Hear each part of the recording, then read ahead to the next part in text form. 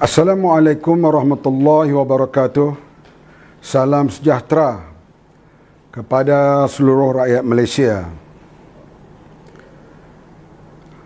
Daripada langkah awal untuk mengambil alih kerajaan, langkah syaitan ataupun langkah syaitan, ia telah menghancurkan sistem demokrasi yang berjalan begitu lama di Malaysia sejak daripada tahun 55 sebelum merdeka, sampailah ianya dihancurkan pada tahun 2020 melalui gerakan syaitan yang tak perlu saya ulas lagi. Kerajaan itu dibentuk dengan sokongan ahli-ahli parlimen yang bersedia bersama dengan Tan Sri Mahyudin Yassin untuk menjatuhkan kerajaan yang dikatakan didalangi oleh DAP. Kerajaan Malaysia berada dalam keadaan yang cemas kerana DAP dominan. Ini tuduhan mereka. Islam terancam. Kedudukan orang Melayu terancam. Akhirnya, ahli-ahli parlimen daripada berbagai parti, terutamanya dari Bersatu, UMNO dan PAS, bergabung tenaga menggerakkan langkah syaitan. Lalu, kerajaan diambil alih daripada parti yang mendapat sokongan pada pilihan raya Mei 2018.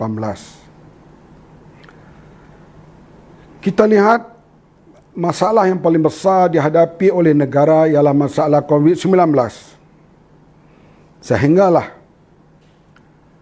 Tan Sri Mahyudin Yassin menasihati Yang di-Pertuan Agong melalui keputusan kabinet, katanya supaya Malaysia darurat diisytiharkan di Malaysia, di antaranya untuk menangani COVID. Ini yang dilaungkan kepada rakyat. Saya pada waktu itu menyatakan bukan untuk hadapi COVID atau ekonomi, tapi untuk menyelamatkan Tan Sri Mahyudin Yassin yang dilihat menghilang sokongan majoriti. Dijangka kalau berlaku sidang parlimen, maka kemungkinan besar beliau hilang majoriti. Oleh itu, untuk menyelamatkan keadaan beliau, darurat diisytiharkan. Masa mula darurat yang diisytiharkan pada 19 Januari, jumlah kes COVID pada waktu itu lebih kurang 170,000. Jumlah kematian 500 orang. Jumlah kes harian lebih kurang 2,000. Kita lihat, hari ini saya bercakap kerana besok kita akan menyambut jangkitan COVID dengan perasaan sedih dan duka akan melebihi 1 juta. Bayangkan rakyat Malaysia yang berjumlah lebih kurang 33 juta, 1 juta dijangkiti positif. Dan hari ini, kes harian menjangkau 15,000. Sudah lebih 1 minggu jangkitan melebihi 10,000 orang sehari. Dan hari ini 15,000. Kematian sudah 7,800. Lebih kurang. Maka kita dapati darurat gagal untuk menghadapi COVID. Saya merayu kepada Tan Sri Mahyudin Yassin, kamu tidak mempunyai kuasa pengarahan, terutama kepada menteri-menteri, kerana kamu diselubungi dengan soal angka cukup untuk menyelamatkan kamu di parlimen. Tan Sri, akuilah kegagalan kamu. Kabinet kamu tidak sepakat.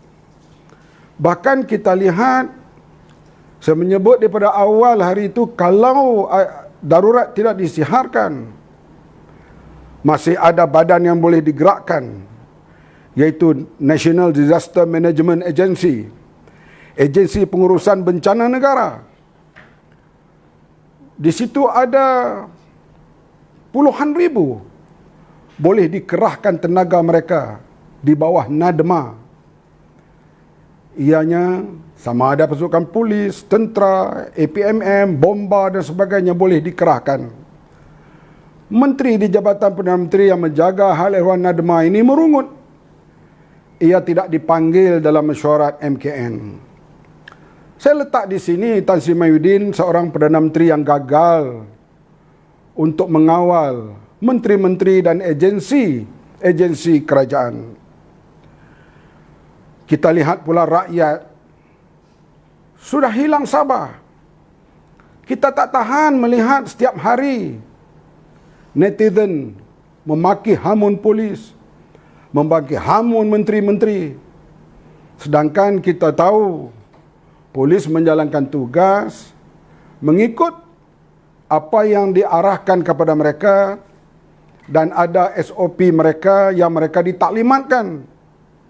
Adakah pihak Kementerian Dalam Negeri tidak memberi taklimat yang cukup kepada pasukan polis ataupun pasukan pembantu frontliner yang menyebabkan keadaan berlaku begitu pincang? Kita lihat golongan kayangan atau orang atasan yang telah dikenakan tindakan ataupun memohon maaf kerana melanggar SOP, seperti Tan Sri Anwar Musa, Datuk Muzaffar Mohamad, Timbalan Menteri Kesihatan, Timbalan Speaker, MB Kedah, Exco Perak, Saudara Ridwan, dan banyak lagi. Menyebabkan rakyat merasakan bahawa ada dua kluster di sini, kluster kayangan dan rakyat biasa. Rungutan daripada rakyat bertambah-tambah. Yang mengherankan saya, yang agak berkecimpung lama dalam politik pembangkang dan pemerintah 22 bulan, keberanian anak-anak muda, terutama di kalangan wanita, yang membuat TikTok menyerang pegawai-pegawai kerajaan, menyerang pasukan keselamatan, menyerang menteri-menteri. Ini suasana tidak baik kepada negara.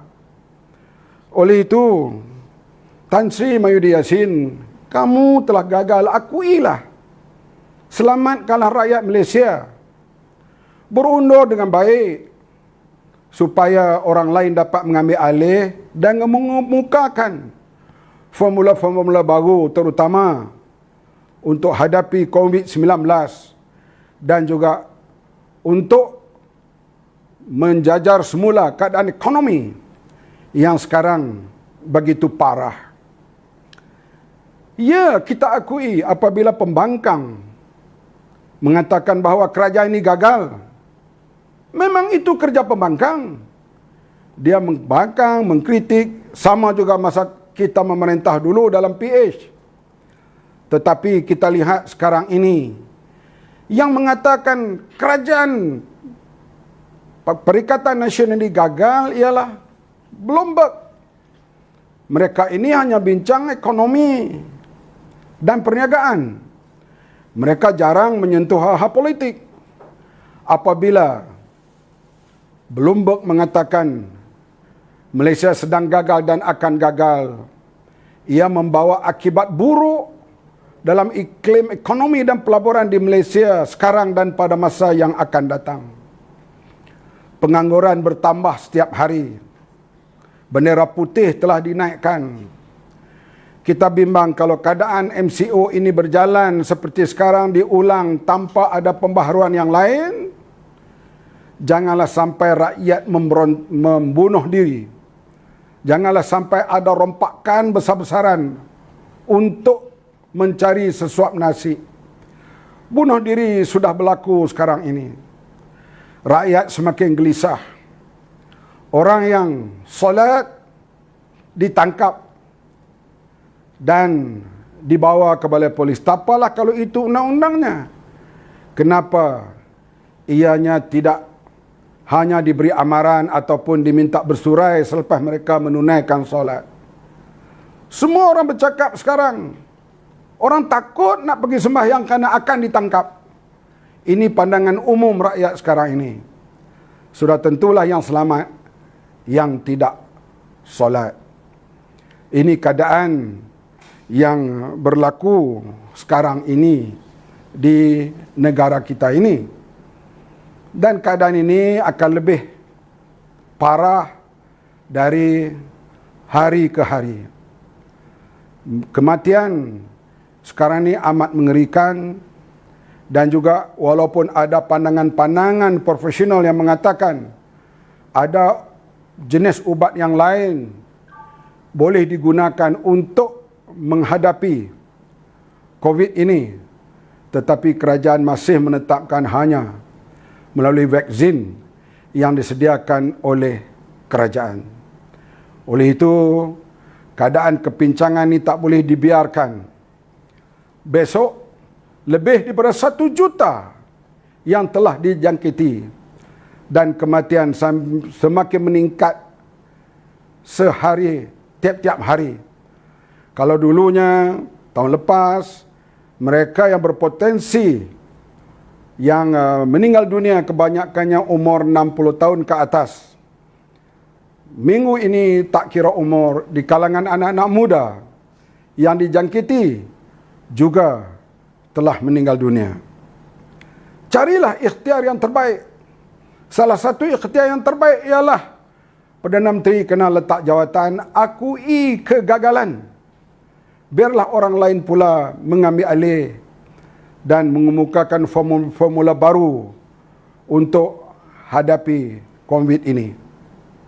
Dan keadaan ekonomi, anak-anak muda yang hilang pekerjaan, mahasiswa yang graduate yang belum mendapat pekerjaan, sektor upah semakin menurun sekarang ini, bukan lagi seperti sebelum COVID ini. Kita faham masalah susah untuk create pekerjaan di waktu ini, kita faham. Ianya berlaku kepada hampir negara-negara lain di dunia ini. Tapi mereka tunjukkan program pemulihan. Sekarang ini, program pemulihan kita tidak nampak. Hanya mereka janjikan apabila bawah daripada 4,000 satu hari barulah perubahan boleh dibuat. Bukan berlaku penurunan, bahkan berlaku peningkatan setiap hari. Amat mencemaskan jangkitan COVID-19 ini sekarang ini, dan angka kematian setiap hari boleh dikatakan melebihi 100. Bahkan telah mencapai 200 dan lebih daripada 200. Dalam penduduk Malaysia lebih kurang 33 juta, kita berada dalam top 5 jangkitan COVID di dunia sekarang ini. Tan Sri Mahyudin, sayangilah rakyat Malaysia. Sayangilah kita semua. Berundurlah dengan baik. Akui kegagalan. Biar orang lain mengambil alih. Dan lihat, kalau orang itu juga yang mengambil itu gagal, kita akan melihat pula pada waktu itu apa reaksi dan tindakan rakyat netizen untuk melihat kejayaan atau kegagalan di bawah Perdana Menteri baru. Sekian, terima kasih. Harta dan tahta jelek gak apa-apa, asal banyak duitnya. Yang penting apa?